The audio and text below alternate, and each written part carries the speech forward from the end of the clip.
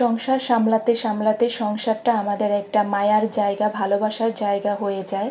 আর এই মায়ার কারণে আমরা বছরের পর বছর গৃহিণীরা এই কাজগুলো খুব স্বাচ্ছন্দ্যেই করে নিতে পারি।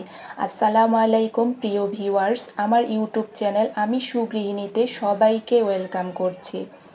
এই মুহূর্তে যে যেখান থেকে আমার ভিডিওটি দেখছেন সবার জন্য রইল অসংখ্য দোয়া আর ভালোবাসা। একটা লাইক দিয়ে ভিডিওটা কন্টিনিউ করবেন প্লিজ। এখানে বৃষ্টি হয় প্রচুর, তারপরে এই ভিতরের গাছগুলোতে তো বৃষ্টির পানি আসে না, যার কারণে পানি একটু দিতে হয়। তবে প্রতিদিন দিচ্ছি না, কারণ বাহিরে তো পাতাগুলো বা ডালের মধ্যে বৃষ্টির পানি আসছে আর কিছু ছিটা ফোটা তো আসেই। এমনিতে আসতো, যেহেতু আমি বারান্দায় পলিথিন দিয়ে রেখেছি, বাঁশের বিল্ডিংয়ের ময়লা আসে, সেই জন্য এর জন্য পানিটা একটু আসতে পারে না। তারপরে আমার ছোট ছানাটা কিন্তু আমার পিছনে পিছনেই ছিল, ওড়নার মধ্যে তাকে ওইখানে একটা হিজাব পিন লাগিয়ে দেওয়ার জন্য, সে ওইভাবে স্কার্ফ পরবে সেটার জন্য পিছনে পিছনে ঘোরাঘুরি করতেছিল। ছোট বাচ্চারা, মেয়ে বাচ্চারা হয়তো আম্মির ওড়না নিয়ে এভাবে খেলা করে। আমার মেয়ে ইদানিং তো অনেক বেশি শাড়ি পরতে চায়, স্কার্ফ পরতে চায়, আম্মির ওড়না তার কাছেই থাকে বেশিরভাগ সময়। তো এদিকে হচ্ছে যে আজকে মজার দুইটা আইটেম করব, একটা হচ্ছে ধুন্দল দিয়ে কাতলা মাছ রান্না করব, আর একটা হচ্ছে চিচিঙ্গা ভাজি করব ডিম দিয়ে, যেটা আমার পরিবারের খুবই পছন্দের খাবার। আর চিচিঙ্গা ভাজি ডিমটা আমার অনেক বেশি পছন্দের, আমি শুধু এটা দিয়েই ভাত খেয়ে নিয়েছিলাম, এত ভালো লাগে আমার এই ভাজিটা। তো মশলাটা তো আমি খুব ভালোভাবে কষিয়ে নিচ্ছিলাম, আর অফ ক্যামেরাতে অলরেডি তো আমি মাছটা খুব ভালোভাবে ভেজেই নিয়েছি, সেটা আপনাদের সাথে শেয়ার করলাম। তারপরে এদিকে চিচিঙ্গা ভাজিটাও কিন্তু বসিয়ে দিয়েছিলাম অফ ক্যামেরাতেই। সময়গুলো সংসারের সাথে সাথে চলতে চলতে খুব দ্রুত চলে যায়। প্রতিদিন আসলে দেখা যায় যে এটা করি সেটা করি, আর করতে করতে ভালো লাগা কখন তৈরি হয়ে গেছে নিজেও বুঝতে পারিনি। সংসারটা যে কখন দায়িত্ব থেকে মায়ায় পরিণত হয়ে গেছে সেটা আসলে নিজের অজান্তেই হয়ে গেছে। এতটা মানুষ একটা সংসারে একটা জায়গায় থাকতে থাকতে আসলে গৃহিণীদের হয়ে যায় একটা সময়ের পরে। এখন তো আর সেই শাড়ি চুড়ি থ্রি পিস ভালো লাগে না, সংসারের একটা প্লাস্টিকের বক্স কিনতে পারলেও মনে হয় আনন্দ লাগে, এরকম হচ্ছে একটা ব্যাপার। আসলে আমরা মেয়েরা হচ্ছি যে অল্পতেই অনেক খুশি, যদি সেখানে ভালোবাসা ভালো লাগা থাকে, এটাই হচ্ছে বড় বিষয়। যেখানে ভালো লাগা ভালোবাসা থাকে সেখানে ছোট জিনিসও সুখ খুঁজে পাওয়া যায়। তো এই যে সে তো আমার সাথে সাথেই আছে, তার এদিক ওদিক ছোটাছুটি দৌড়াদৌড়ি, কিন্তু এত বেশি দুষ্টুমি করে, এটা সেটা সে দেখা যায় নিয়ে যায়। তো অনেক সময় আমি খেয়ালও করি না, কারণ পিছন দিয়ে সে আসে। একদিন তো তার উপরেই আমি পড়ে যেতে নিয়েছিলাম, ও হুট করে ঘুরলে দেখা যায় যে পিছনে দাঁড়িয়ে আছে চুপচাপ, তখন আসলে বোঝা যায় না যে কে পিছনে আছে। তো মশলাটা খুব ভালোভাবে কষানো হয়ে যাওয়ার পরে আমি ধুন্দুলগুলো দিয়ে দিয়েছিলাম। আর এই সবজিগুলো না আমাকে এক ভাই এনে দিয়েছে সেই মানিকগঞ্জ থেকে। তো ভাই আসছিল, তো তাদের ওইখানে সবজি নাকি অনেক সস্তা, তো বেশ অনেকগুলো সবজি সে 50 টাকা দিয়ে নিয়ে আসছে, যেটা আমরা ঢাকায় মনে হয় 250-300 টাকা দিয়েও নিতে পারবো না। এই যে এই ধুন্দুলগুলা হচ্ছে যে মনে হয় ধুন্দুল 3 কেজির উপরেই হবে, তারপরে চিচিঙ্গা সেটাও 2-2.5 কেজি হবে এরকম। তো অনেকগুলো সবজি নিয়ে এসেছে, যার কারণে দেখা যায় যে আমাদের ঢাকায় তো আসলে ওই যে আনতে আনতে একটা কষ্ট আছে, তারপরে যেখানে সবজিওয়ালারা বিক্রি করে তাদের ওই জায়গারও টাকা দিতে হয়, বিভিন্ন জায়গায় দিতে দিতে তারাই কতটুকু আসলে লাভ করে আমরা যতই বলি। আর একজন চাষি তো অনেক পরিশ্রম করে একটা ফসল ফলায়, সেই তুলনায় কিন্তু তারা পারিশ্রমিক পায় না। অনেক কষ্ট হয় একটা গাছ থেকে ফল ফলানো, সবজি ফলানো। আসলে ছোটোখাটো যতটুকুই করি ততটুকুই তো বুঝি, আর তারা তো সারাদিন ওই একটা সবজি ক্ষেত বা যে কোনো কিছুর পিছনে সারাদিন পরিশ্রম করতে থাকে। তারপরে একটা সবজি ফলাতে 2-2.5 মাস বা 1.5 মাস এরকম তো সময় লাগে। এত সময়ের পরে যেই পারিশ্রমিক পায় আসলেই খুবই কম। কিন্তু আমরা বেশি দাম দিয়ে কিনি, মাছের যে কিছু প্রসেসিং সেগুলোতেই অনেক বেশি কষ্ট চলে যায়।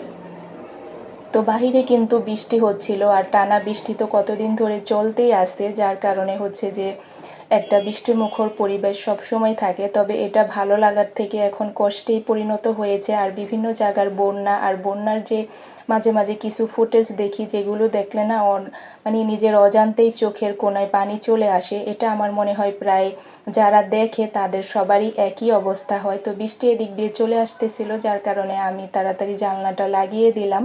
আর এদিকে এই যে আমার ছোট বাচ্চা দেখেন, এগুলো আমার রান্নার ফাঁকে ফাঁকে গুছাতে হচ্ছে, তবে গুছিয়ে বেশিক্ষণ লাভ নেই। এই ছোট ছোট জিনিসগুলো না সে কখনো মানে এক জায়গায় রাখে না, যতক্ষণ সারাদিন জাগনা থাকে ততক্ষণ এগুলো চলতেই থাকে। ঘুম আসলে আবার ঝুড়িতে উঠিয়ে রাখি, ভাই বোন রাখে, আবার সে গিয়ে সব বের করে নিয়ে আসে। আসলে সেই কি করবে, তার তো কাজ টাজ করতেই হবে। আর এখন দেখাচ্ছিলাম কয়টা বাজে, এটা হচ্ছে সকালে মানে রান্নার পাশাপাশি আবার এগুলোও একটু দেখতেছিলাম। কিন্তু আমি এগুলো যখনই করতে আসছি তখন সে এই যে এগুলো দিবে না। তো বললাম ঠিক আছে তুমি করতে থাকো, আমি একটু রান্নাটা চাপিয়ে আসি, তারপরে তাকে আদর করে বুঝিয়ে এগুলো একটু গুছানো হবে। তো এই তো হচ্ছে যে আমার ভাজির ফাইনাল লুক। আরও ভাজা ভাজা করব, আর ভাজিটা যত ভাজা ভাজা করা হয় ততই কিন্তু ভালো লাগে। লাস্টে একটু ধনিয়া পাতা দিয়ে দিব। তো এই তো আমাদের তো এইভাবেই বৃষ্টির মধ্যে সময় কাটছে। তবে যাদের মানে বন্যার মানে তারা তো অনেক বেশি কষ্টে কাটতেছে। আমাদের তো এখন দোয়া ছাড়া কিছু করার নেই, কি করতে পারি আমরা আসলে। প্রতি বছরই এরকম একটা সময় যায়, আর এত বেশি বৃষ্টির মধ্যে তো ঢাকার শহরেই আমরা ডুবে গেছি, এরকম একটা অবস্থা। ভিডিওর লাস্টের দিকে ফুটেজ দেখাবো যে বাসার সামনে কি পরিমাণ পানি হয়েছে। বাচ্চাদের পরীক্ষার ডেট ছিল সেদিন, তো দোনো বাচ্চারই পরীক্ষা ছিল, পরীক্ষা স্থগিত করা হয়েছে। ওই দিন এত পরিমাণের বৃষ্টি হয়েছিল। তো বৃষ্টির কারণে দেখা যায় যে কেউ তো, আমরা কাছে হয়তো কষ্ট করে যেতে পারতাম, যারা দূরে তারা কিভাবে আসবে। তো সবার দিক বিবেচনা করে পরীক্ষাটা স্থগিত করা হয়েছিল, সেটা আবার পরবর্তীতে ডেট দিয়ে করে নেবে। তো এই তো আমার ভাজির ফাইনাল লুক। এখন ধনিয়া পাতা দিয়ে দিলাম, আর একটু বেশি ধনিয়া পাতা থাকলে ভালো হতো, তবে এটাও খারাপ হয়নি। যতটুক ছিল অতটুক দিয়ে কাজ চালিয়ে নিয়েছি। আর নিচদা একটু যখন হালকা পোড়া পোড়া মানে লেগে লেগে আসছিল, তারপরে ভাজিটা নামিয়েছি। এগুলা কিন্তু পানি ওঠে অনেক, আর ভাজা ভাজা করতে কিন্তু বেশ লম্বা একটা প্রসেসিং। পুরোটা যখন ভাজা ভাজা করা হয় তখন কিন্তু খেতে ভীষণ ভালো লাগে। তো এদিকে হচ্ছে যে আমি বেডগুলো কিন্তু গুছিয়ে নিচ্ছিলাম, কারণ এটা আমি সব সময়ই করি, একদিকে থাকি না, সব দিকেই দেখা যায় একটু একটু করে করতে থাকি। যার কারণে সকাল দিকে আমার কাজগুলো শেষ হয়ে যায়, আর দুপুর দিকে পুরো টাইম আমি আমার বাচ্চাদের সাথে দিতে পারি। আর বাচ্চাদের সাথে দেওয়া কি, এই যে বৃষ্টি আবার শুরু হচ্ছে, এই থামে এই চলে আসে, হুটহাট করে চলে আসে। আর বাসার কাপড়ের তো স্তূপ হয়ে গেছে, যদিও ওয়াশিং মেশিনে 80% শুকিয়ে বের হয়, তারপরও বাকিটা শুকাতে অনেক সমস্যা। কিন্তু আমাদের দেখা যায় যে ফ্যান কিন্তু ছাড়তেই হয়, প্রচুর গরম লাগে। বৃষ্টি হচ্ছে বাহিরে, রুমে দেখা যায় ফ্যান না ছাড়লে থাকা যায় না, ঘামিয়ে অস্থির হয়ে যায়। আসলে বৃষ্টি হলে তো আগে দেখতাম যে হয় মানে ঠান্ডা লাগে, আর এখনকার ওয়েদারটা এরকম, বৃষ্টিতেও না ঠান্ডা লাগে না একেবারে, সেই আগের মতোই গরম লাগে। তো মানে বৃষ্টি কেমন হচ্ছে বা কি বুঝি না, আবহাওয়ায় পুরো আমাদের চেঞ্জ হয়ে গেছে। এদিকে ধুন্দুলও কিন্তু প্রচুর পানি উঠেছে, আর ভাজিটা আমি বাটিতে সার্ভ করে নিয়েছি। আর ধুন্দুল তরকারির মধ্যে মাছটা দিয়ে দিয়েছিলাম, এখন মাছে একটু টালা জিরার গুঁড়ো দিয়ে দেব, যেটা আমি সব সময় দিই। মাছের মধ্যে টালা জিরার গুঁড়ো বা তরকারিতে প্রায় সব তরকারিতে এটা দেই, আর মাংসে তো অবশ্যই দেই। মাংসে আরেকটা জিনিসও দেই, সেটা খুব কমই শেয়ার করি, যেটা হচ্ছে আমাদের বিক্রমপুরের শাক বাটা। আর দেখা যায় যে এক এক ডিস্ট্রিক্টের রান্না এক এক রকম, এক একজনের রান্নার ধরন এক এক রকম, তবে বিভিন্ন আপুদের রান্না ট্রাই করলে অনেক রান্নাই কিন্তু মজা হয়, আবার অনেকটা ততটা ভালো লাগে না। তবে দেখলে বোঝা যায় যেটা ভালো হয়, সেটা আমি মাঝে মাঝে ট্রাই করি যে আসলে এটা কেমন হয়েছে। তবে যেটা দেখতে ভালো হয় সেটা ম্যাক্সিমামই ভালোই হয় খেতে। তো আসলে আমরা এই ইউটিউব বা সোশ্যাল মিডিয়ার বদৌলতে অনেক ডিস্ট্রিক্টের রান্না ট্রাই করতে পারি, আর সেটা খেয়ে আসলেই খুব ভালো লাগে। তারপরে হচ্ছে যে অনেক সময় অনেক আরও যে কাজ ছিল সেগুলো করে নিয়েছি। এরপরে হচ্ছে বিকেল টাইমে দুধ জাল করা ছিল। এখন হচ্ছে যে এই যে আমি আর আমার ছেলে কফি খাবো, আর ছোটোটাকে দেব হচ্ছে শুধু দুধ। আর মেজুটা হচ্ছে যে কোনোটাই খাবে না, সে হচ্ছে আবার আরেক টাইপের, সে অন্য মানে সে হয়তো আম খাবে বা অন্য যে কোনো ফ্রুটস থাকলে বাসায় ওগুলোই খাবে। তার খাওয়ার মধ্যে ওই একটা জিনিসে, অন্য তেমন কোনো কিছুর প্রতি তার কোনো মানে ডিমান্ড নেই, অন্য সব কিছু তাকে জোর করে দিতে হয়। তো দুধটা একেবারেই খেতে চায় না, যার কারণে আমি আমার আর ছেলে ছোট মেয়ের জন্যই রেডি করে নিচ্ছিলাম। আর বাকিটা রেখে দেবো, রাতে ওর বাবাকে দিব। তো এই যে ছোটজন কিন্তু ভীষণ পছন্দ করে, এ আবার দুধ খেতে পছন্দ করে, তার বোনই খেতে পছন্দ করে না। দুইজন হচ্ছে দুই রকমের, একজন যেরকম পছন্দ করে আরেকজন ওরকমই অপছন্দ করে।